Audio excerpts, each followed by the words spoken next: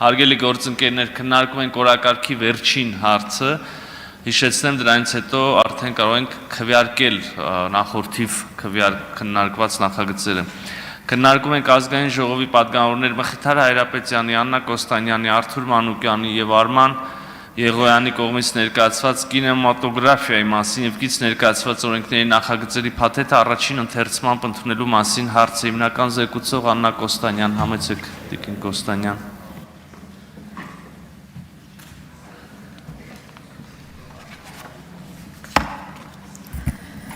Շնորհակալություն, հարգելի գործընկերներ, ձեր ուշադրությանն եմ ներկայացնում, ինչպես ասվեց, կինեմատոգրաֆիայի մասին եւ դրա հարակից վարչական իրավախախտումների վերաբերյալ Հայաստանի Հանրապետության օրենսգրքում լրացումներ կատարելու մասին, ինչպես նաեւ հարկային օրենսգրքում փոփոխություններ կատարելու մասին Հայաստանի Հանրապետության օրենքների նախագծերի փաթեթը, որոնց ընդունման անհրաժեշտությունը պայմանավորված է կինեմատոգրաֆիայի ոլորտի համապարփակ կարգավորման եւ միասնական իրավական ակտերի սահմանման անհրաժեշտությամբ, մասնավորապես անհրաժեշտ է կանոնակարգել կինեմատոգրաֆիայի ոլորտի պետական ֆինանսավորման, օտարերկրյա ներդրումների համար բարենպաստ պայմանների ստեղծման, ֆիլմերի վիճակագրական հաշվառման, ֆիլմերի պահպանության դասակարգման, մշակույթի ոլորտում կառավարության լիազորած պետական կառավարման մարմնի, կինեմատոգրաֆիայի ազգային մարմնի ոլորտում գործունեություն իրականացնող անձանց հետ փոխհարաբերությունները։ Եթե առանձնացնենք 3 հիմնական կետ, ապա կարող ենք ասել, որ ռազմավարության նշանակետը կայանում է հետևյալում. որպիսի տեղի կինոարտադրողը զարգանա, որպիսի համատեղ արտադրությունը զարգանա եւ որպիսի օտարերկրյա արտադրողները Հայաստան գան ֆիլմեր նկարահանելու համար։ Օրենքով ամրագրվող ռազմավարության եւ գործիքակազմի շնորհիվ թե մշակութային եւ թե տնտեսական առումով համաշխարհային մեծ հաջողության հասնելու օրինակները բազմաթիվ են,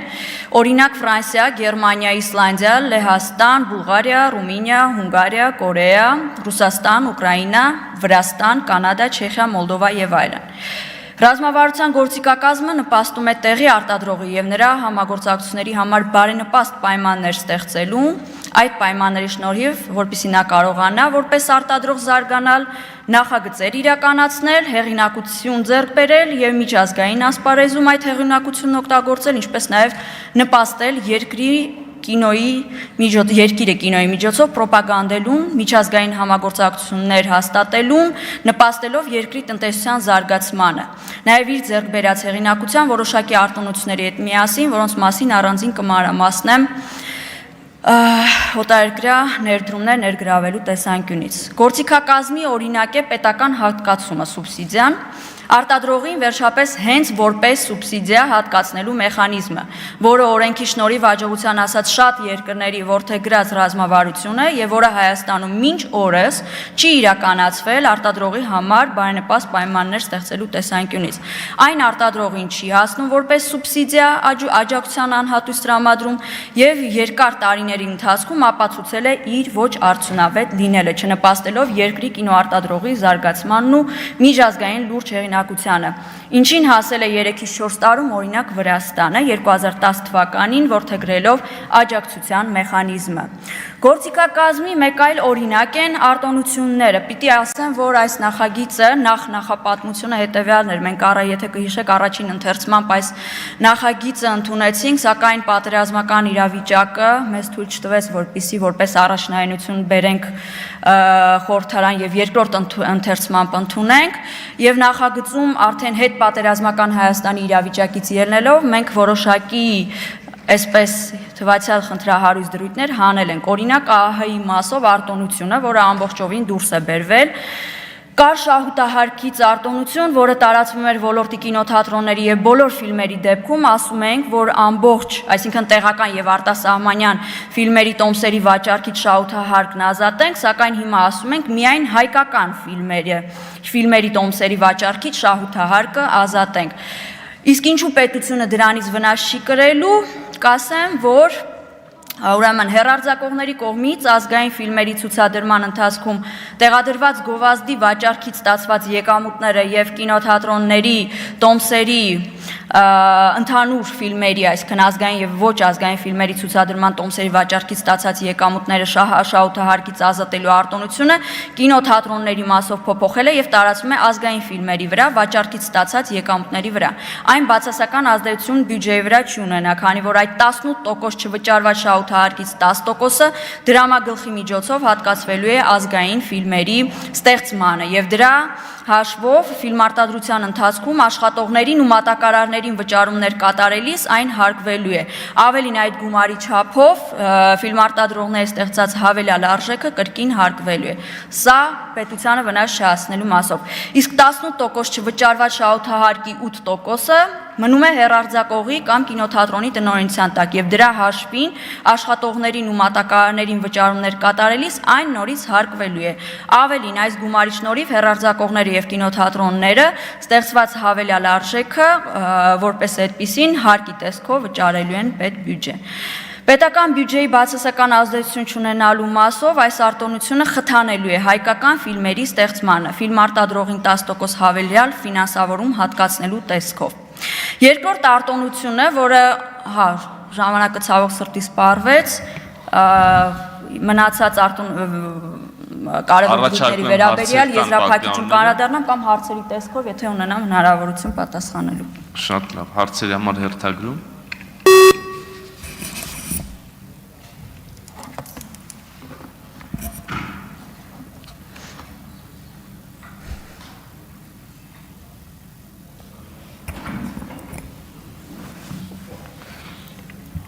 Հովհաննես Հովհաննիսյան։ Տիկին Կոստանյան, ես գրանցվեցի նաև հնարավորություն տալու, որպեսզի արտոնությունների մասով շարունակեք ձեր խոսքը, հատկապես քեշբեքերի հետ կապված, որովհետև օրինակ վերջերս ինձ հետ կապվել են Հնդկաստանի, քանի որ բարեկամական խմբի նախագահն եմ Հնդկաստանից, եւ հարցում էին անում, արդյոք քեշբեքերի համակարգ կա Հայաստանում, որովհետև բոլիվուդյան մի ընկերություն հետաքրքրված էր Հայաստանում ֆիլմ նկարելով։ Եվ ես կարծում եմ, որ նմանատիպ հնարավորություններ, եթե մենք հստակ ունենանք քեշբեքերի համակարգ, որը մրցակից լինի հարևան Վրաստանի հետ, որտեղ Վրաստանում դա գործում է, խնդրեի ներկայացնեք ինչով է մրցակից, ինչով է մեր համակարգը, որ փորձում ենք ստեղծել առավել լավը, եւ ինչով են կարողանալու մենք ներգրավել Հայաստանում օտարերկրյա ֆիլմ արտադրողների, որովհետև եթե հիշում եք, դուք ճիշտ նշեցիք, որ տարբեր ֆիլմերում տարբեր երկրների անվանումը միայն հիշատակելը մեծ օգուտ է տալիս այդ երկրին տուրիստական հոսքերի տեսքով։ Հիշենք, որ Ֆորսաժ 8-ում կարծեմ մեր հարևան երկիրը հիշատակվեց, իսկ մեր երկիրը հիշատակվեց Կոդ դա Վինչի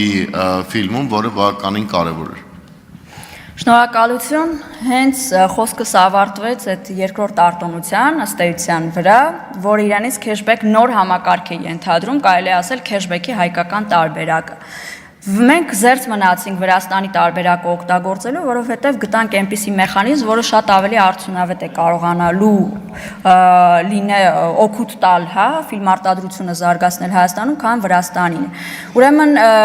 նախագծի հոդված 18-ին եւ 21-րդ հոդվածի առաջին մասին է վերաբերվում, որտեղ ասում է, որ հավաստագրի հիման վրա մատակարարի կողմից ֆիլմարտադրության հետ անմիջականորեն կապված ծառայությունների նկատմամբ կիրառված 20% զեղչի չափով շահութահարկից ազատման արտոնությունը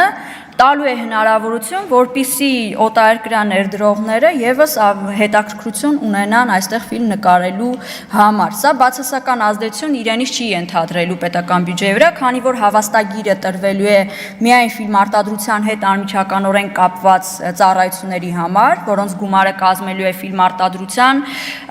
ծախսերի ընդհանուր բյուջեի մոտ 40%-ը։ Հետևաբար հավաստագրի հիման վրա կիրառված այս 20% զեղչի չափով մատակարարի չվճարած շահութահարկը կազմելու է ֆիլմարտադրության ընդհանուր բյուջեի 8%-ը։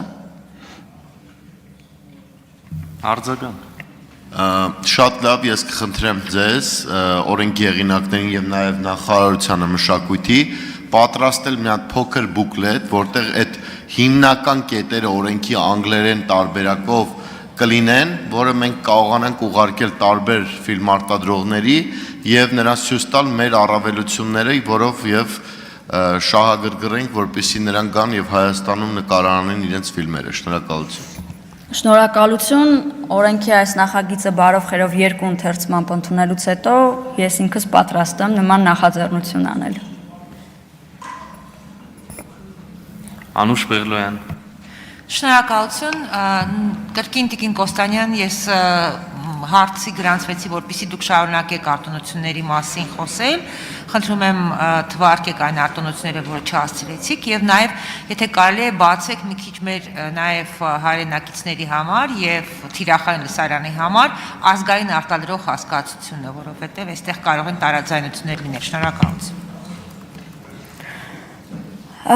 Տեսեք, ուրեմն արտոնությունների, հա, այս քեշբեք համակարգի մասն է խոսքը գնում, մյուս որպես այդպիսին առավելությունը կանում է նրանում, որ այս արտոնության շնորհիվ Հայաստանի Հանրապետություն հնարավորություն է տրվում մուտք գործել 100 միլիոն եւ ավելի նախահաշվով ֆիլմարտադրության հնարավորություն, այսինքն այս պարագայում, եթե օրինակ 100 միլիոն կամ ավելի նախահաշվով բյուջեով ֆիլմ նկարելու նախագիծ ներդրվի, դրսի մասն է խոսքը, մատակարարը հնարավորություն կստանա 20% եկամտահարկի շնորհիվ, այս փոխանցի գալիք պրոյեկտների շնորհիվ, հաշվին ներողություն, պրոյեկտների հաշվում, որը կծառայի նոր կազմավորվող ազգային մարմնի դրամագլխում որպես ֆինանս, որը ուղղվելի է նույնիսկ ազգային ֆիլմերի ստեղծմանը։ Ազգային ֆիլմ հասկացությունը ինքը բովանդակային առումով, հա, մենք չենք սահմանել, որևիցե կերպ պետությունը բովանդակությանը չի անդրադառնալու։ Ազգային ֆիլմ հասկացությունը բացառապես վերաբերվում է մեծամասնական, հա, այսինքն ֆիլմ պրոյեկտի մեծ մասը նախագծում ներգրաված ստեղծագործողների, կինոռեժիսորների, դերասանների մեծ մասը, եթե լինելու են տեղացիներ, Հայաստանի Հանրապետության քաղաքացիներ, այդ պարագայում ֆիլմը համարվելու է ազգային ֆիլմ։ Նորից եմ շեշտում, բովանդակությանը սա որևիցե կերպ չի անդրադառնում։ Կոստանյան, արձագանք։ Մեկ ճշտող հարց, երկքաղաքացիությունը հաշվի է առնվում այս պարագայում։ Եթե Հայաստանի Հանրապետության քաղաքացի է, բնականաբար համարվում է, որ այո, հնարավորություն ունի մասնակցելու պրոյեկտին։ Արտակ Մանուկյան։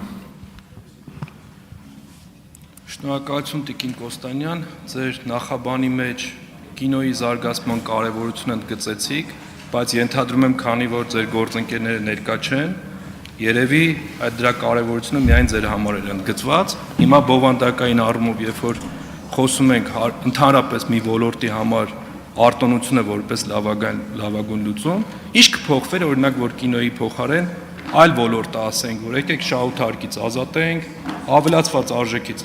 ազատենք եւ այդ ոլորտը կզարգանա։ Հիմա եթե հարցս նախ այնա, որ 27H դիտարկումներ կան, ասում եք բյուջեի վրա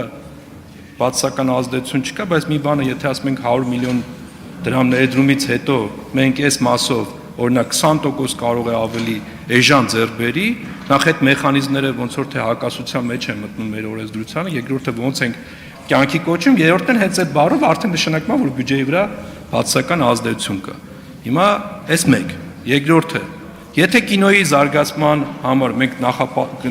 շարենք խոչընդոտները, հարկայինը որ երրորդ տեղում կլինի, ձեր կարծիքով։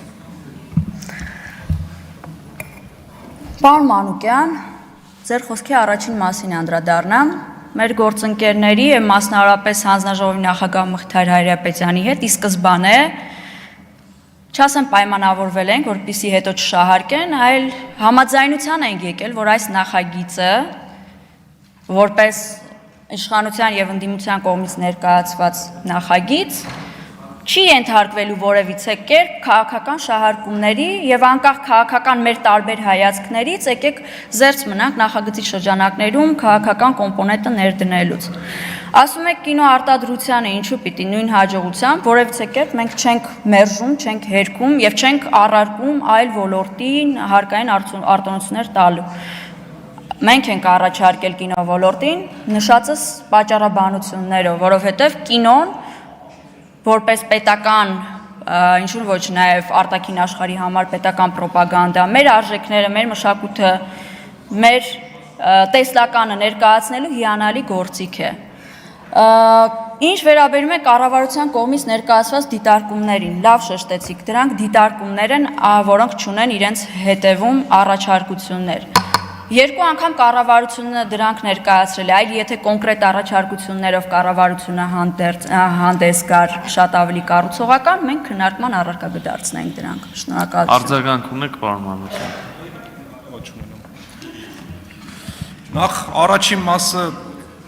չհասկացա իմ հարցը ու ձեր պատասխանը ընդհանրապես ինչ կապ ուներ քաղաքական շարքում։ Բարձ հարց ենք տալի, հիմա ուզում ենք քննարկենք կարևոր նախագիծ է, բա չգանք մասնակցենք հարային բարիքը, հարկատուների գումարը, չգանք մասնակցենք, որ այս նախագիծը քննարկվի։ Երկրորդը բովանդակային։ Բոլոր ես նորից ձեզ հարցնում եմ, ասում եմ, եթե մենք կինոյի շատ կարևոր է կինոն, բոլորս ուզում ենք կինոն զարգացնենք, թե ուզում ենք զարգացնենք հարկային խոչընդոտները, որի որ տեղում են այդ բնագավառի։ Առաջին Թույլ տվեք ես ավարտեմ, երևի բարեկեցության կանոնները հետևենք։ Երկրորդ, հարցնում եմ, ասում եմ, եթե տենց է, բոլոր ոլորտներին, եթե մենք հարկային արտոնություն տանք, դա է լինելու զարգացման տեսլականը, հեսա բյուջեն գալու ենք քննարկենք, ասելու ենք, այստեղ է շինարարություն անենք, այստեղ այն անենք, այդ բյուջեն հորրեզինից չի, եթե եկամուտը չլինի, ո՞նց է այդ ծախսը անելու։ Հիմա դուք ասում եք մի բան, որը մեր հարկային ճեղքը ավելի է խորացնելու։ Այսինքն ձեր մի կամ են պնդումը շտկեք, կամ էս պնդումը, ես երկուսը երետ հնարավոր չի իրականացնել։ Նորից եմ շեշտում, պարոն Մանուկյան, այս նախագծով որևիցե բեռ բյուջեի վրա չի նախատեսում։ Այս պահին մենք ունենք բյուջեով նախատեսված կինո ոլորտին հատկացվող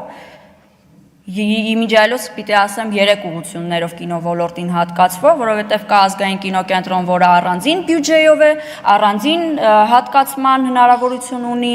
Հայք փաստավավերագրական ֆիլմերի կինոստուդիան, որը առանձին, եւ Հայֆիլմ կինոստուդիայի պահպանության։ Հիմա մենք ստեղծում ենք ազգային մարմին, որը հնարավորություն է տալու վերակազմավորման միջոցով այդ գումարները մեկտեղել, իսկ միգուցե ինչ-որ պահի պարզվի, որ այդ ընդհանուր հատկացումները միասին ավելի պակասելու են, քան ավելանալու։ Ես տնտեսագետ չեմ կարող ձեզ այդ դեբատի դուրս գալ տնտեսական հաշվարկների մասով, ես որպես կրթության, գիտության, մշակույթի, երիտասարդության, սպորտի եւ սփյուռքի հարցերի հանձնաժողովի անդամ կարևորել եմ մշակութային կոմպոնենտը։ Հարկային մասով կարող եք խոսել հարկային ներողություն, ֆինանսական մասնագետների հետ։ Շնորհակալություն։ Ծովինար Վարդանյան։ Շնորհակալություն, Տիկին Կոստանյան, եթե ես ճիշտ հասկացա, ձեր խոսքում նշեցիք, որ կինոթատրոնները, որոնք որ ազգային ֆիլմերի ցուցադրության ժամանակ ազատվելու են շահութարկի վճարներից, ճիշտ եմ հասկանում։ Ես ուզում եի այդ դեպքում հարցնել ինչով է դա անդրադառնալու, ինչ դրական ազդեցություն է դա ունենալու կինոարտադրությանը մեր երկրում։ Նախ ուրեմն կինոթատրոններում, եւ սա միայն կինոթատրոններին չի վերաբերում, սա վերաբերում է նաեւ հեռարձակողներին առհասարակ հեռուստատեսության, հեռուստաընկերություններին եւս։ Պարտադրանք չկա, խրախուսվում է ցուցադրել հայկական ֆիլմեր, որի ցուցադրության ժամանակ ցուցադրվող գովազդի այդ 20%-ից ազատվելու է շահութահարկը, որը ուղղվելու է ազգային մարմնի դրամագլխին, եւ այդ դրամագլխում կուտակված գումարները ուղղվելու են ազգային ֆիլմերի աջակցությանը, նկարահանման։ Իսկ ինչու է դա կարևոր, որովհետև ֆիլմ արտադրությունը, նորից վերադառնում եմ իմ խոսքին եւ այս նախագծի հիմնավորմանը, մենք այսօր անհրաժեշտություն ունենք ֆիլմ արտադրությունը խթանելու Հայաստանում, ոչ թե առանձին պրոյեկտներ լինեն, որոնք պարզապես կնկարահանվեն եւ կմնան դարակներում, այլ դրանք կստանան պետության աջակցությամբ հնարավորություն ցուցադրվելու եւ մասնակցելու աշխարհի փառատոներին, օրինակ։ Արձագանք։ Ես իհարկե դեմ չեմ աջակցելու տեղական արտադրողին, ինչպես նաեւ այս ոլորտում, բայց որոշ օրինակ մեր, չգիտեմ ոնց է կոչվում, բայց տեղական արտադրության որոշ ֆիլմեր բացարձակ խրախուսելու կարիք չկա, առավել եւս որ իրանք շատ ցուցադրվեն կինոթատրոններում։ Եւ այս մեխանիզմը, որը դուք ասում եք, կինոթատրոններն են ազատվում արդյունքում, եւ այդտեղ ոչ թե կինոարտադրությունն է, այսպես ասած բան ստանում, առավելություն ստանում, առավել բարենպաստ պայմաններ, այլ կոնկրետ կինոթատրոններն են դա ստանում Եվ եթե նաև թույլ տակ մի դիտարկում էլ անեմ, ես խիստ կասկածում եմ, որ կոնկրետ օրինակ հենց այս կետը որևէ կերպ լավ դրական ազդեցություն է ունենալու կինոարտադրության վրա, այդ մեկ, եւ նաեւ կարծում եմ, որ ճանապարհները տաղանդավոր ֆիլմեր նկարելու շատ ավելի, ինչպես նշեց պարոն Մանուկյանը, շատ ավելի առաջնահերթություններ կան, մինչեւ հասնել որևէ կինոթատրոնի որևէ առավելություն արտոնություն տալու հարկային մասով։ Նախ կինոթատրոններին արտոնության մասին չի այստեղ խոսք գնում, այո, ազգային ֆիլմերի ցուցադրության ժամանակ, նորից եմ ասում, գովազդներից գեներացված գումարներին է վերաբերում, որոնք կուտակվելու են 20%-ի չափով դրամագլխում եւ այդ գումարներն էլ հետագայում տրամադրվելու են ազգային ֆիլմերի նկարահանմանը։ Ինչ վերաբերում այստեղ մենք ճիշտ ասած ժամկետ ունենք նշած, ես հիմա փորձեմ գտնել, հա, 2000, եթե չեմ սխալվում, 25 թվականի մասին էր խոսքը։ Այսինքն Սույն օրիքի 16-րդ հոդվածի երկրորդ մասի երկրորդ կետը, որը վերաբերում է հենց դրան, ուժի մեջ է մտնելու 2025 թվականի հունվարի 1-ից։ Եվ կարծում եմ այս նախագծի միջոցով ստեղծված պայմանները մեզ կտան հնարավորություն այնքան զարգացնել կինոարտադրությունը, որ հետագայում առհասարակ պետական աջակցությունից ոլորտը ազատվի։ Իսկ որ ասում եք կասկած եք հայտնում, կխնդրեի այդ կասկածը նաև հիմնավորեք, թե ինչով է պայմանավորված, որ կասկածում եք արդյոք ինքը դրական կանրադառնա, թե ոչ։ Շնորհակալություն։ Հայկ Գևորգյան։ Տիկին Կոստանյան, իմ հարցը գուցե մի քիչ, չգիտեմ, ոչ տնտեսական կհնչի, հա։ Դուք որքանով եք վստահ, որ հենց հարկային արտոնությունների բացակայությունն է պատճառը, որ Հայաստանում լավ ֆիլմեր չեն նկարվում, եկեք անկեղծ խոսենք։ Որքանով եք վստահ, որ ֆինանսական միջոցների բացակայությունն է պատճառը, որ Հայաստանում լավ ֆիլմեր չեն նկարում, էլի անկեղծ խոսենք, ու վերեմ վերջին օրինակը, հա, ֆինանսական անսահման հնարավորություններով օժտված մեկը պատվիրեց Հայաստանում ֆիլմ, որը ցուցադրվեց բոլոր կինոթատրոններում, այսպես կարծում եմ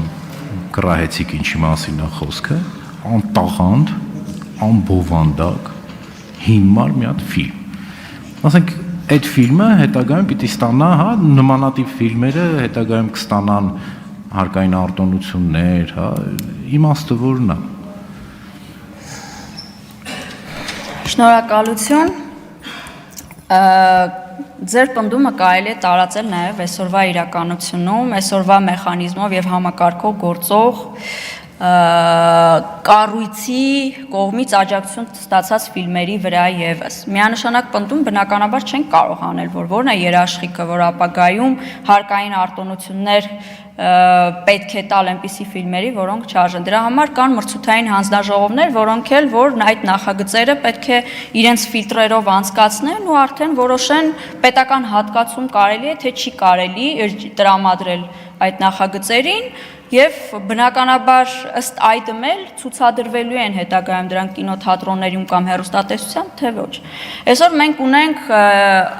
նաև պարտադիր կոմպոնենտ, հա, հայկական ֆիլմերի, եթե չեմ սխալվում, 15% պարտադիր ցուցադրմանն է վերաբերվում, որ հեռարձակողները պետք է ազգային ֆիլմերին 15% ազգային ֆիլմեր ցուցադրեն։ Եթե տրամաբանությամբ առաջնորդվենք, ուրեմն ընդհանրապես պետք է նաև այդ պարտադիրությունը հանեին։ Արձագանք։ Երաշխիքները նայեք, հարկային ժամանակը վերջացել է, թողենք արձագանքի, հա, հետո կբան կանենք։ Խնդրեմ, Ինչպիսին է եղել ֆինանսների նախարարության արձագանքը այս հատկապես հարկային արտոնությունների գլխին վերաբերող հատվածին, արդյոք կան եզրեր, եթե դեմ են իրենք արտահայտվում, ինչ որ ձևով հաղթահարել այդ տարաձայնությունները։ Շնորհակալություն։ Կառավարության կողմից տրված պատասխանը ինչպես նախորդ առաջին ընթերցումից հետո, այնպես մինչև ընթերցումից հետո եւ նաեւ հիմա նույնն է, բացասական, բայց նորից եմ ասում, այդ դիտողությունները իրենցից առաջարկներ չեն ենթադրում։ Մենք բաց ենք եղել առաջարկություններին, եթե կառավարությունը կոնկրետ իր կողմից ներկայացված դիտողությունների հենքում դներ կոնկրետ առաջարկներ։ Մենք ունենք հնարավորություն առաջինից երկրորդ ընթերցում կառավարության կամ շահագրգիռ պատգամավորների կողմից ներկայացված առաջարկությունները քննարկելու առնվազն։ Շնորհակալություն, հաշվի առնելով, որ ժամանակը սպառվել է, հարցեր էլ չեն կարող լինել, դրա համար էի խնդրում, որ մշտապես հետևենք ժամատախտակին, կարող եք զբաղեցնել ձեր տեղը։ Հարակից զեկուցող գիտության, կրթության, մշակույթի, սփյուռքի, երիտասարդության եւ սպորտի հարցերի մշտական հանձնաժողովի անդամ Արտուր Մանուկյան, համեցեք։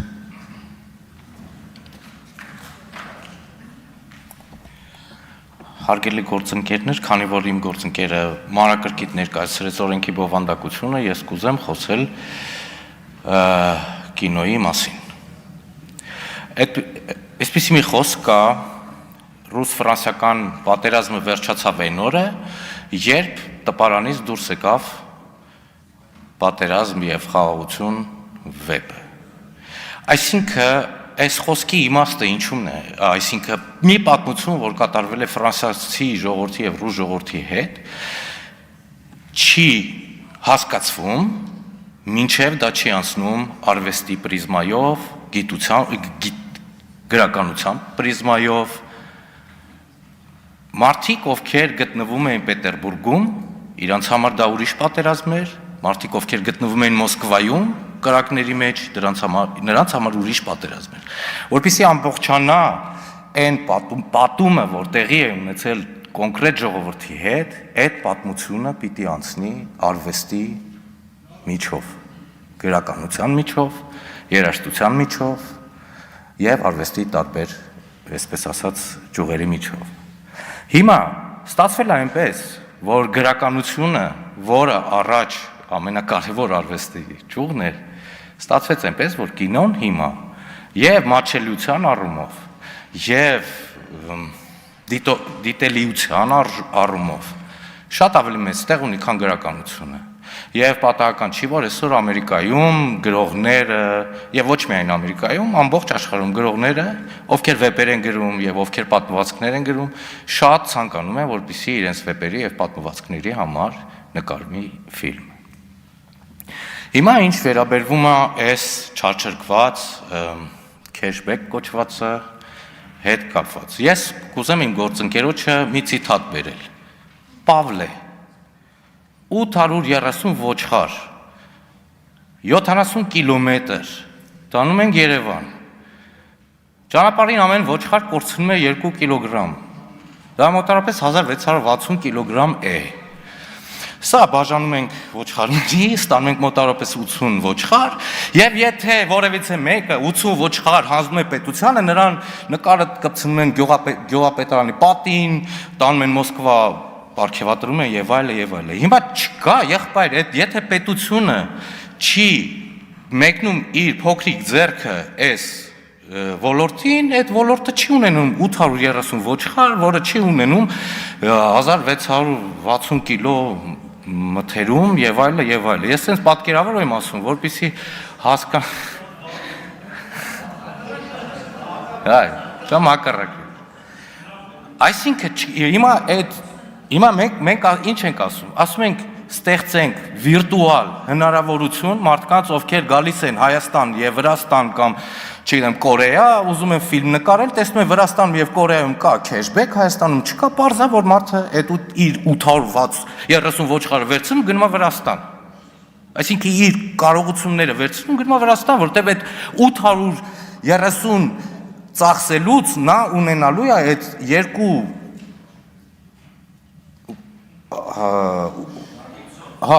մի խոսքով ես թվերից լավ չեմ շփոթվում։ Այսինքն նա ունենալու է վերադարձ, որևիցե վերադարձ եւ իր ծախսերը անելու։ Ես ուզում եմ նշել, որ դա ամբողջ ֆիլմի բյուջեին չի վերաբերվում, դա վերաբերվում է որոշակի ծառայություններին։ Այդ ծառայությունները կազմում են ֆիլմի ընդհանուր 40%, այսինքն այդ 20%, որ ասում ենք, արդեն դառավ 8%։ Այդ ծառայությունները միևնույնն է, երբ որ ծառայությունները մատուցող մարդիկ ստանալու են աշխատավարձ եւ այդ աշխատավարձն էլի հարկվելու, այսինքն բյուջետում եւ այստեղ ինչն է կարեւորը, որ մեր առաջարկի մեջ է։ Մեր առաջարկի ամենակարևոր մասը, որ պետական բյուջեն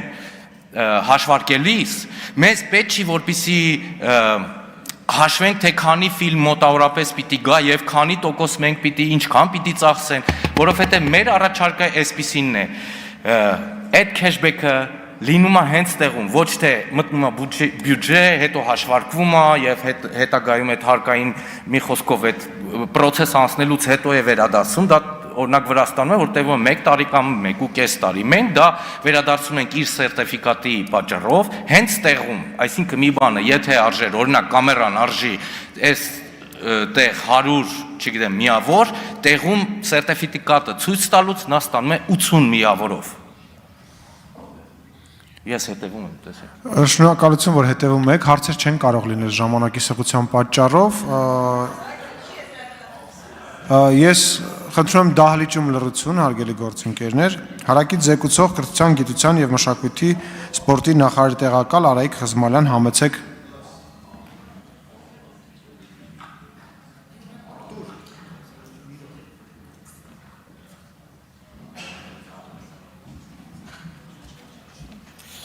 Շնորհակալություն, հարգելի գործընկերներ, ես շատ կարճ կխոսեմ, որովհետև տևական ժամանակ տարբեր առիթներով մենք զրուցել ենք օրենքի նախագծի շուրջ, առիթներ ենք ունեցել հիմնավոր քննարկելու օրենքի նախագիծը, նույնիսկ այդ քննարկումները ունեցել են երբեմն շատ սուր բնույթ, որը կարծում եմ օրենքի կատարելագործմանն է նպաստել։ Իհարկե ես որպես ոլորտը համակարգող պաշտոնյա շատ գրգռված եմ օրենքի ընդունումով, որովհետև կինոյի ոլորտը կարիք ունի բարեփոխումների, սպասում է այդ բարեփոխումներին, իսկ օրենքը իր մեջ ունի ուղերձներ, որոնք ուղղված են այդ բարեփոխումների իրականացմանը։ Իհարկե կա խնդիր օրենքում առկա ֆինանսահարկային կարգավորումների եւ կառավարության քաղաքականության միջև եւ այդ կոնտեքստում կարող է օրենքը թվալ աննախադեպ, դրույթները հիմնական թվան համարձակ, դե հիմա աննախադեպ են եւ համարձակ են, թող դրանով զբաղվի Պավլեն, ինչպես նշեց պարոն Մանուկյանը, այդտեղ արդեն դրանք առանձին քննարկման նյութ են։ Ես կարծում եմ, որ մենք դեռ ժամանակ ունենք քննարկելու որոշ դրույթներ առանձին եւ ուրախ եմ ու շնորհակալ եմ, որ ազգային ժողովի իմ գործընկերները պատրաստակամություն են հայտնել շարունակելու մեր քննարկումները։ Ինչ վերաբերում է Տիկին Կոստանյանի ասացին, որ կառավարությունը առաջարկություններ չի տվել, ես ճիշտն ասած չէի ուզենա, որ մենք զրոյացնենք մեր համագործակցության արդյունքը Տիկին Կոստանյան, որովհետև նաև մեր համատեղ աշխատանքի արդյունքում են բազմաթիվ ասպեկտներ օրենքի նախագծի մեջ ենթարկվել փոփոխության եւ օգտվելով առիթից ուզում եմ նաև շնորհակալություն հայտնել օրենքի նախագծի հեղինակներին, իմ գործընկերներին, համատեղ աշխատանքի եւ հետեւողական աշխատանքի համար։ Շնորհակալություն։ Հարցերի համար ոնց երեք զեկուցող 15 րոպե լրացել է։ Դա մտքերի փոխանակության համար հերթագրում։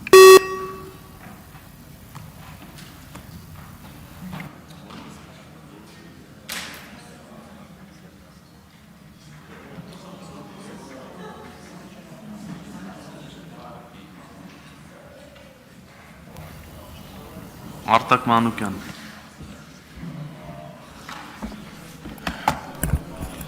Նախ թույլ տվեք շնորհակալություն հայտնեմ պարոն Բաբայանի եւ Տիկին Գրիգորյանին, որ կարծես թե մասնակցում են այս կարևորագույն օրենքի քննարկմանը։ Շնորհակալություն ձեզ։ Հիմա վերադառնանք այն քննարկվող նախագծին։ Բոլորս էլ ուզում ենք լինենք հարուստ եւ առողջ։ Պետությունը եւս ուզում է, որ բոլոր ոլորտները զարգանան։ եւ դրա համար պետք է ունենա ռազմավարություններ։ Եվ փորձը ցույց է տալիս, որ միշտ չի, որ հարկային արտոնությունը մի ոլորտու տալու, դա լավագույն արտոնությունն է։ Ես կուզենամ, որ անպայման պարոն թե Մանուկյանը, թե Տիկին Կոստանյանը նորից երրորդ անգամ եմ կրկնում իմ հարցը։ Եթե դուք որպես մասնագետ կինոյի ոլորտի զարգացման խոչընդոտները թվեք, հարկայինը որ երրորդը կլինի։ Եվ երկրորդը, նայում եմ ձեր օրենքը, մի 7 հատ դրույթ ասեմ, որ պետք է քննարկել։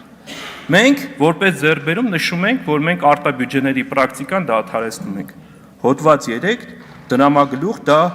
պետական բյուջեների եւ այլ դրամակայսը նոր մի հատ արտաբյուջեի գաղափարախոսություն են կարծես թե ստանում։ Խոսում ենք քեշբեքի մասին։ Քեշբեքի օրենսդրություն մենք ունենք, որ խոսում ենք քեշբեքի մասին, այսինքն նույն ձև կարելի է այլ ասել, որ կրիպտո արժույթով պետք է օրինակ փոխանցումը իրականացվի եւ այլն եւ այլն եւ այլն։ Խոսում ենք երրորդը, հոդված 9 ազգային մարմնի լիազորությունները։ Կարդում եմ հոդված 9 ապահովում է ստեղծագործության, կինոարվեստի ստեղծագործության բոլոր տեսակների զարգացումը։ Ես միշտ իմացել եմ, որ քաղաքականության գրող մարմինը դա նախարարությունն է։ Բայց փաստորեն հիմա ձեր նախագծով ստացվում է, որ մի ազգային մարմինը ինքը արդեն քաղաքականություն է ըստ էության իրականացնում, որտեղ բոլոր ձեր գրած կետերը համահունչ են նախարարության գործառույթներին։ Եթե այդպես է, իմանանք, բայց դրանից միանգամից ավտոմատ բխում է, որ կառավարության կառուցվածքներ պետք է օրենքի նախագիծ բերեք, փոխեք, որ այս բնակավարում ազգային մարմնի լիազորություններ իրականացնում է այս մարմինը։ Սրանով հանդերձ կարծում եմ, իհարկե չնսեմացնելով կատարված աշխատանքը, բայց այս տեսքով ինքը խնդրահարույց է, որտեղ հակասում է մի քանի սկզբունքների։ Արթուր Մանուկյան։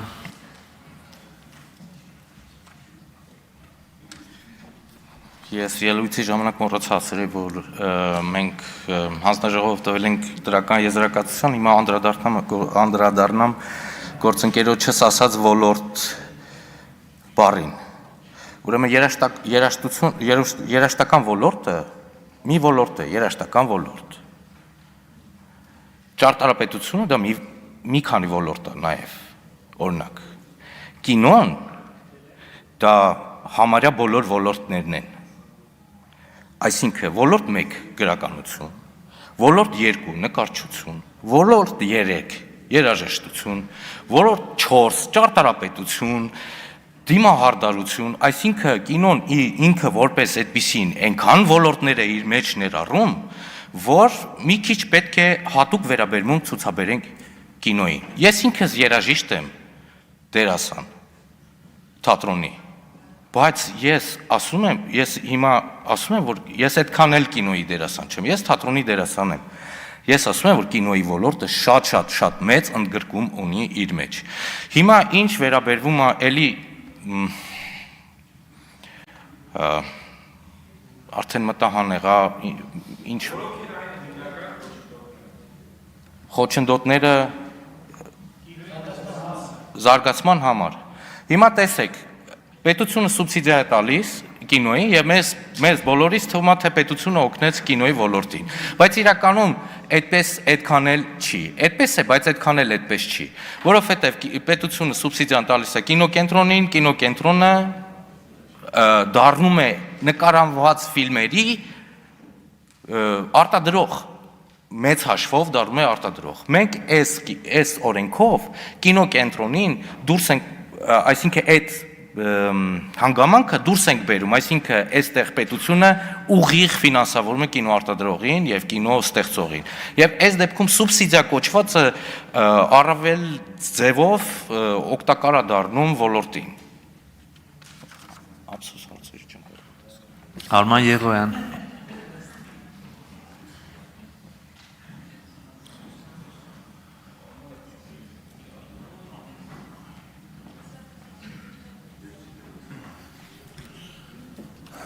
Շնորհակալություն, հարգելի գործընկերներ, ես կուզենամ մեկ այլ բաղադրիչի մասին խոսել, այս օրենքի, գիտեք, որ Հայաստանը ստեղծագործ Եվրոպա ծրագրի անդամ է եւ մենք արդեն միացել ենք այդ ծրագրի մշակույթ բաղադրիչին, սակայն չենք միացել դեռ մեդիա բաղադրիչին այս օրենքը չունենալու պատճառով, այսինքն կինոյի մասին օրենք ունենալու փաստը արդեն իսկ նախապայման է, որ մեր լրագրողները, կինոարտադրողները, կինոարտադրության ոլորտի բոլոր ներկայացուցիչները եւ մեդիա ոլորտի բոլոր ներկայացուցիչները հնարավորություն ունենան դիմելու ստեղծագործ Եվրոպա ծրագրի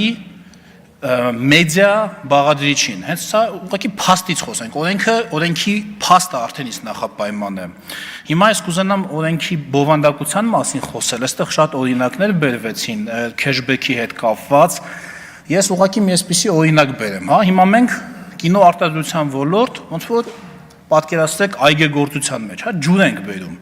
ջուր ենք մատակարարում, ու ասում ենք այս ջուրը, որ մատակարարում ենք, բերքի այսքան տոկոսը պետքա նորից հետ տակ այդ ջուր մատակարարողին, որ նա նորից կարողանա ջուր մատակարարել։ Եթե այդ ջուրը չգա, չմատակարարվի, բերքն էլ չի լինի այն ծավալի, ինչ ծավալի, որ կլինի ջրով։ Ասում եք դա արտոնություն է։ Դա արտոնություն չի, որովհետև մենք ինչ-որ բան այս նախագծով բերում ենք ու այդ բերածի մի մասն ենք հետ վերադարձնում։ Առանց այս բաղադրիչի, այդ ծավալի չի էլ գա, ոնց որ մինչև հիմա չի եկել։ Ոնց որ պարոն Մանուկյանը ասեց, գնացել է Վրաստան, այդ ջուրը հոսել է Վրաստան։ Հիմա այնպես ենք անում, որ այդ ջրի մի մասն էլ հոսի Հայաստան պայմանով, որ մի մասը հետ տանք ջուր բերողին։ Ես այստեղ ոչ մի խնդիր չեմ տեսնում եւ կոչ եմ անում կողմ քվեարկել։ Շնորհակալություն։ Ալեն Սիմոնյան։ Անկեղծ ասած շատ ուրախ եմ, որ վերջապես մենք այս օրենքը հիմա ընդունելու ենք եւ ես անհույս եմ համարում այսպես ասած զուտ տնտեսական թվերի հետ աշխատող մարդկանց հետ նման process-ի մասով բանավիճելը դա անիմաստ գործողություն է մենք չենք կարողանալու իրենց բանապատուցենք մենք մարդիկ ովքեր որ դրա հետ կապ են ունեցել գիտենք իրանք չեն կարողանալու մեզ ապացուցեն որտեղ իրենք ունեն իրենց ճշմարտությունը եւ մենք ունենք մեր ճշմարտությունը բայց ընդհանուր առմամբ մարդկային կյանքի փորձը ցույց է տվել որ շատ ավելի ճիշտ, շատ ավելի ձեռնտու է այն տարբերակը, նաև տնտեսական առումով, որը որ այս օրենքով առաջադրվում է։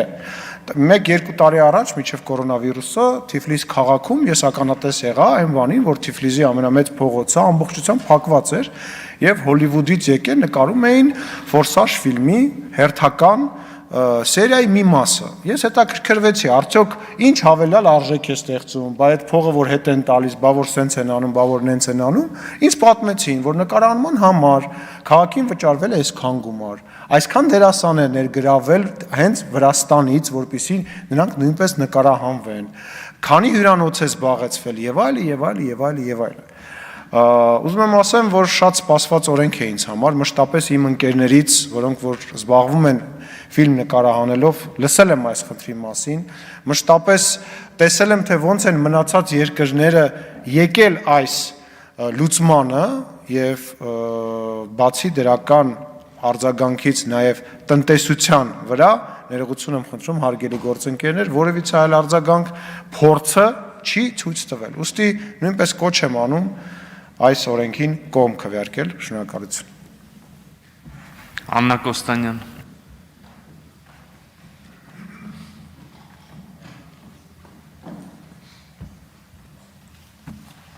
Օգտագործեմ հնարավորությունը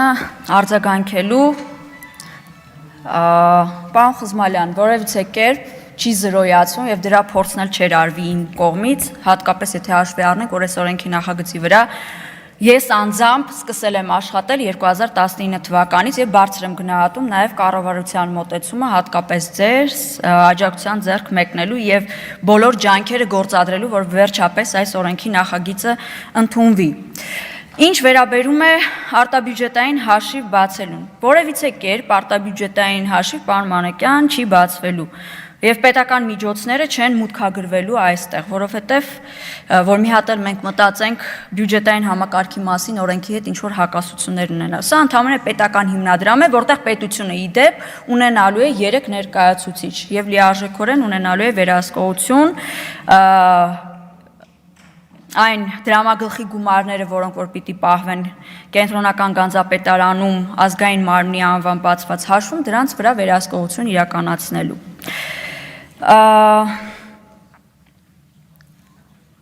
Առայժմ երևի թե այսքանը։ Շնորհակալություն, մնացածը եզրափակիչ ելույթում կասեմ։ Լիլիթ Մարգունց։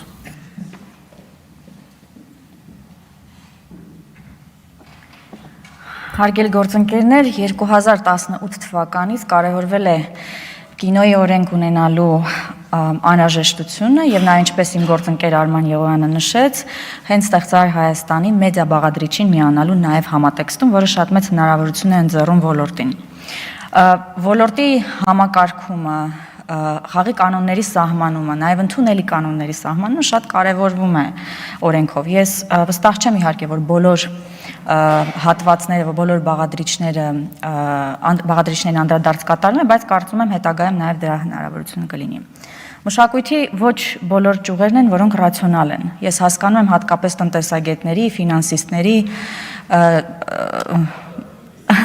մոտեցումները, բայց եւ լավ է որ ռացիոնալ չեն։ Իրականում հենց այդ ոչ ռացիոնալությամբ է որ այդ ոլորտները կարևորվում են մեր կյանքում հասարակությունների, պետությունների համար։ Եվ այս առումով կխնդրեմ այն գործընկերներին, որոնք փորձում են պարտադիր կերպով շահույթի բաղադրիչը տեսնել օրենքի մեջ, ես կարծում եմ, որ այստեղ պետք է այլ բաղադրիչներ կարևորվեն մեզ համար եւ առաջին հերթին մշակույթը ու կինոն զարգացնելու տեսանկյունից։ Այնպես որ ես խնդրում եմ կողմ քվեարկել օրենքի նախագծին, որի հետ կապված վստահ եմ, եթե շտկումների անհրաժեշտություն լինի, անպայման հետագայում նույնպես դա կանենք։ Շնորհակալություն։ Արման Բաբաջանյան։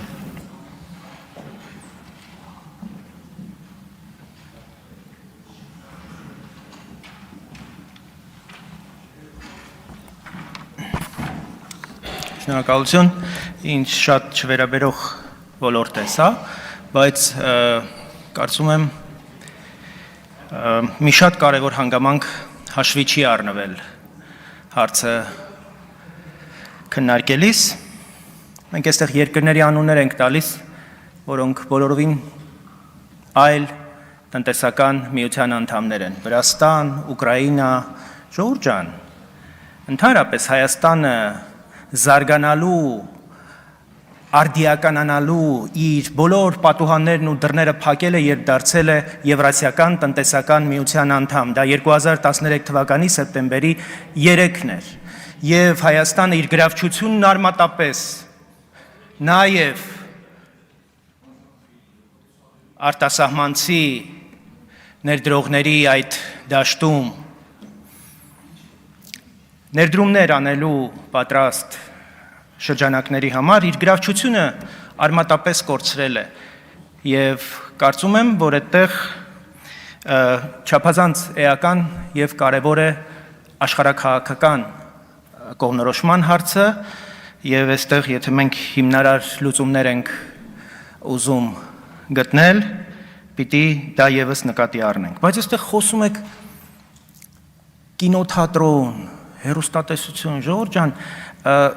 աշխարհը բոլորովին այլ հարթակներ ունի ֆիլմ դիտելու, որևէ մեկը այստեղ չխոսեց Netflix-ի, Amazon-ի մասին, սրանք են հարթակներն են, որը հնարավորություն է տալիս ցանկացած պահի, ցանկացած ժամին դիտել ամենալավ որակով ֆիլմերը եւ մենք այդ իմաստով այդտեղ պիտի ձգտենք լինել, որտեվ մեր ֆիլմ արտադրողները դրանց մակարդակը հազիվ այդ իշխանություններ, ինչ էր այդ կինոյի անունը, այդ իրենց նշաձողը այդտեղ է եւ չեմ իմանում թե ինչի ենք մենք այս պահին մտածում այդ մարդկանց հարկային արտոնություններ տալու մասին, որովհետեւ ի վերջո նաև Հայաստանում ֆիլմ արտադրելու կարողություններ ունեցողները եւս շատ որոշակի քաղաքական շրջանակներ են, ուզենք կամ ոչ։ Հեռուստատեսություններն էլ շատ որոշակի շրջանակների է պատկանում եւ իրենք էլ իրենց ճաշակն էլ այդքանն է։ Ես ճիշտ ասած նոր իմ աշխատասենյակ գնացի, փորձեցի նայել ինչ սերիալներ են հիմա ցուցադրվում, որտեղ ընդհանրապես հեռուստատեսություն չեմ էլ հասցնում նայել, ինչ որ Հարսիկը, Վարսիկը, Շիրազի, Վարդը, սենց հնդկական կինոներ է լցվել մեր դաշտ։ Ու ես ասեմ, որ այդ տենդենսը սկսվեց հենց 2013 թվականից, երբ ուղղակի Հայաստանը այդ իմաստով ամբողջությամբ իր կողմնորոշումները, իր ընդհանրապես արժեքային հիմքը փոխեց։ Շնորհակալություն։ Շիրակ Թորոսյան։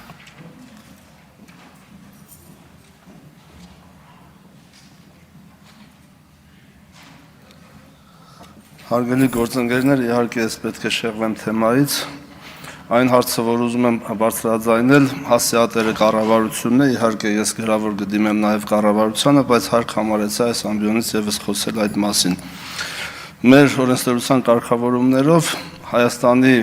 այն խումբ քաղաքացիները, ովքեր 1 տարուց ավել կենսաթոշակ չեն ստացել, ովքեր թոշակավորված են Հայաստանում, նրանք հետագայում կարող են ստանալ միայն 1 տարվա կենսաթոշակը եւ տարուց ավել ժամանակահատվածի կենսաթոշակից զրկվում են։ Բայց քանի որ COVID-ով պայմանավորված սահմանափակումների պատճառով որոշակի խումբ Հայաստանի քաղաքացիներ ստիպված են եղել ուշանալ, ես հրավիրում եմ կառավարության ուշադրությունը այս հարցի վրա, որպեսզի այդ մարդիկ իրենցից անկախ օբյեկտիվ պատճառներով Հայաստան չգալու համար չզրկվեն իրենց հասանելի կենսաթոշակից։ Շնորհակալություն։ Մխիթար Հայրապետյան։ Տեղեկացնեմ, որ պարոն Հայրապետյանը նաև խմբակցության անունից է խոսելու, խնդրում եմ միացրեք ժամանակները։ Ազգային ժողովի մեծարգո նախագահ, հարգելի գործընկերներ, մենք կրկին ազգային ժողովում քննարկում ենք կինեմատոգրաֆիայի մասին օրենքի նախագիծը, ինձ համար չափազանց կարևոր նախագիծ, որն էլ նաև պատճառ հանդիսացավ, որ դեռևս 2019-ից ներգրավեցի նախագծի վրա աշխատանքներին։ Պետք է ձեզ տեղեկացնեմ, որ օրեր առաջ մեր հանձնաժողովում նախագիծը քննարկելիս այն անցել է բավականին բուռն մթնոլորտում եւ հիմնական պատճառը կայանում էր նրանում, որ կառավարության ներկայացրած դիրքորոշման մեջ կային որոշակի լուրջ վերապահումներ ֆինանսական բաղադրիչի մասով, ինչու ոչ նաև ազգային այդ ինստիտուտի կառույցի հետ կապված։ Տեսեք, այն ժամանակ էլ այժմ էլ ասում եմ, որ մենք չենք հավակնում պնդելու, թե սա իդեալական նախագիծ է։ Չեմ բացառում, որ նախագծում կան իսկապես փոփոխման ենթակա դրույթներ, հատվածներ, եւ այս իմաստով նախագծի հեղինակները բաց են մինչև երկրորդ ընթերցում քննարկման համար, որովհետև մենք չենք ցանկանում, չենք հավակնում խնդիրներ ստեղծել գործադիրի մեր գործընկերների համար, ավելին, այս նախագիծը մենք գրել ենք հենց կառավարության համար, կառավարությանը տալու գործիքակազմ, տալու մեխանիզմներ, ոլորտային քաղաքականությունը մշակելու, ռազմավարությունը մշակելու եւ դրանք իմպլեմենտացնելու համար։ Բայց խոսում ենք օրինակ քեշբեքի գաղափարից, մտքեր են հնչում, որ դա պիտի լինի, պիտի չլինի, մինչև դրան իմ հիմնական արձագանքը ես ուզում եմ ասել, որ օրեր առաջ հանձնաժողովում հարցը քննարկելիս մի միտք հնչեց, ավակ մեր գործընկեր Հակոբ Ասլանյանը հիշեցրեց պատմական մի դրվագ, որը եւս կցանկանայի արդեն այս ամբիոնից հնչեցնել։ Երբ եթե չեմ սխալվում 40 թվականին Մեծ Բրիտանիայի բյուջեն էր քննարկվում եւ արդեն պատերազմական գործողությունների մեջ էր Մեծ Բրիտանիան ներքաշվել, տեսնում եմ, որ մշակույթի կտորին գումարներ հատկացված չեն, նախատեսված չեն եւ Չերչիլը հարցնում է, ասում է ինչն է պատճառը, ասում են դե պարոն վարչապետ, պատերազմի մեջ ենք, որին ի պատասխան ասում է, բայց մենք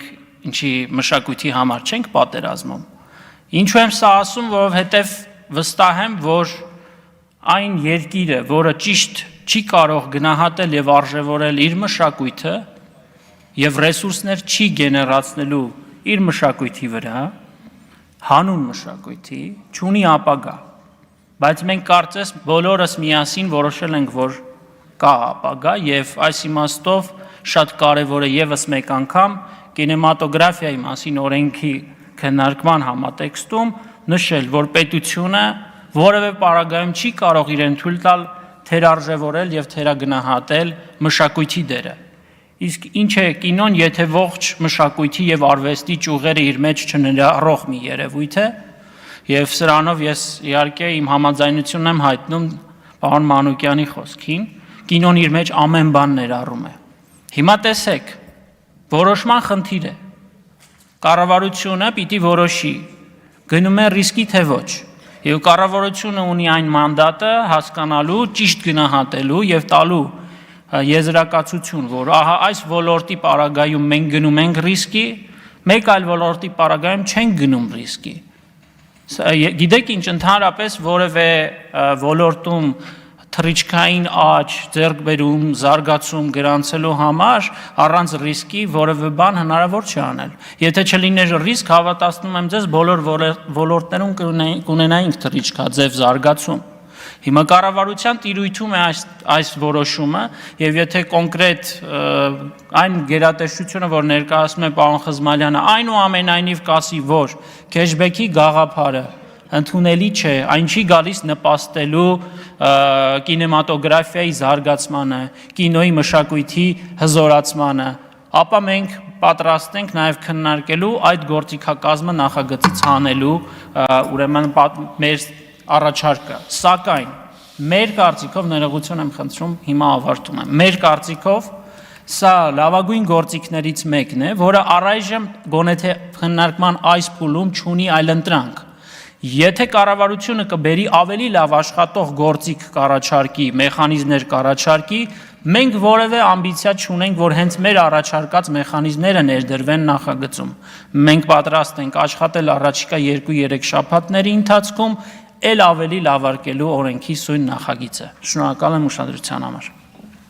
Եզրափակիչ ելույթներ Արայիկ Խզմալյան, պարոն Խզմալյան ունեք ավելացնելու բան։ Շատ լավ։ Արթուր Մանուկյան, համեցեք։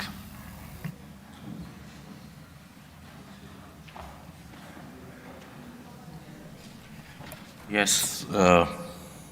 պարոն Բաբաջանյան, ես ձեզ եմ ուզում պատասխանել Netflix-ի հետ կապված։ Չի լսում։ Լավ։ Հիմա Netflix-ի հետ կապված։ Ես, քանի որ այդ ոլորտից եմ բազմաթիվ ընկերներ ունեմ, որոնք շատ տաղանդավոր են, իմ կարծիքով, որոնք շատ կարողություններ ունեն, բայց քանի որ երբեք չեն եղել նկարահանման, ռուսերեն ասեմ, էլի սյոմոչնի պլաշատկայում, այսինքն նկարահանման հրապարակում, ռիսկ չեն անում սկսել իրենց կինոգործունեությունը։ Հավատացեք, երբ որ կլինեն Հայաստանում բազմաթիվ նկարահանման հրապարակներ, կլինեն այն մարդիկ, ովքեր կունենան այդ փորձառությունը եւ կունենան այդ համարձակությունը նկարելու իրենց ֆիլմերը, որոնք եւ կգնան Netflix-ներ եւ տարբեր, ես վստահ եմ։ Հիմա ինչ վերաբերվում է շահույթին։ Դուք պատկերացնում եք Նոր Զելանդիան մատանիների տիրակալը ֆիլմից առաջ եւ հետո տուրիստների քանակը մոտավորապես պատկերացնում եք։ Ոչ թե 100%-ով, ոչ թե 200% կամ 500%-ով, հազարավոր անգամներ ավել տուրիստների քանակ ֆիլմի պատճառով։ Այսինքն, այդ ֆիլմը պետքա Նոր Զելանդիան ձրի նկարեր, ոչ մի բանի համար փող չվերցնել, որովհետև 100 անգամ հանել է, չգիտեմ ինչ է, այդ քեշբեքերը կամ եթե եղել են նույնիսկ։ Շնորհակալություն։ Հիմնական զեկուցող Աննա Կոստանյանի եզրափակիչ ելույթը։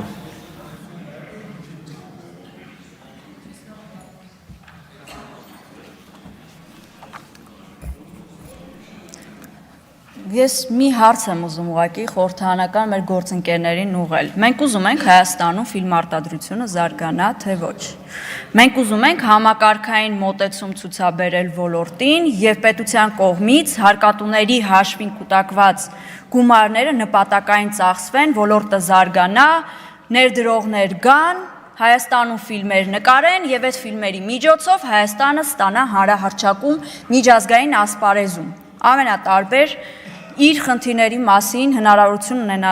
ունենալով բարձրաձայնել։ Պարոն Բաբաջանյան, Ռուսաստանը,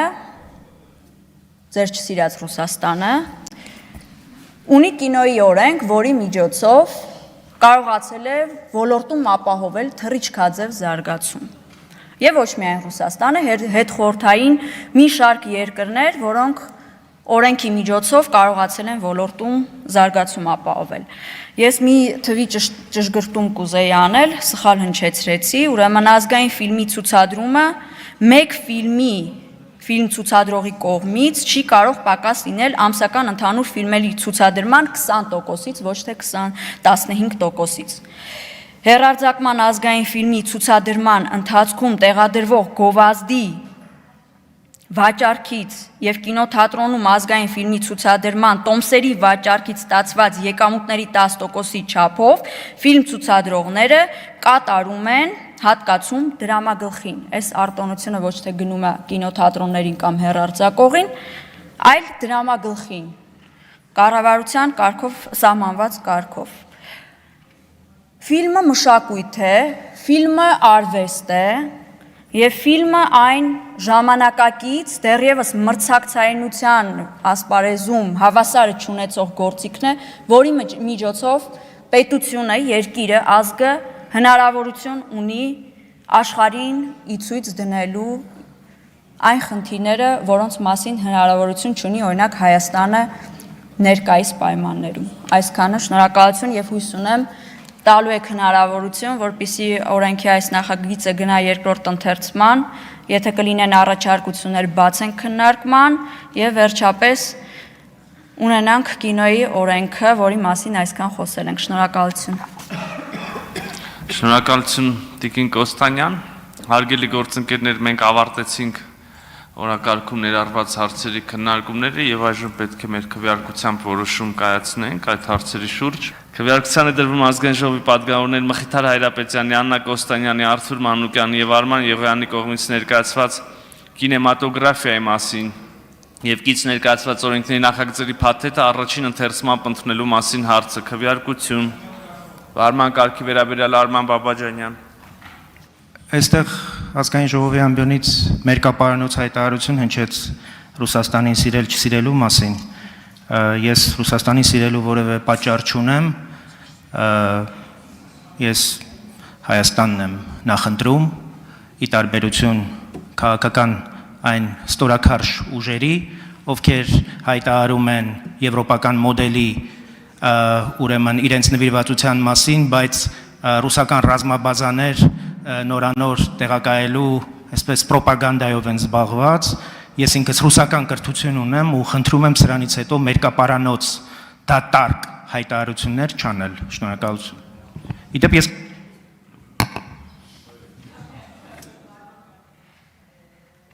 Արման կարգի վերաբերյալ Աննա Կոստանյան։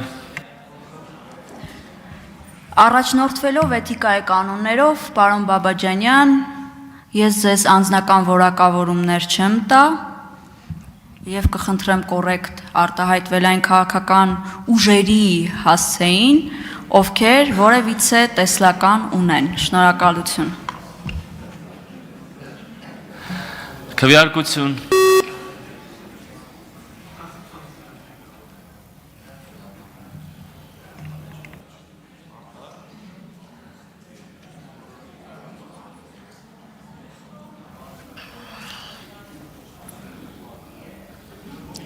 Կողմ 76 դեմ 0 ձեռնպահ 4 որոշումն ընդունվել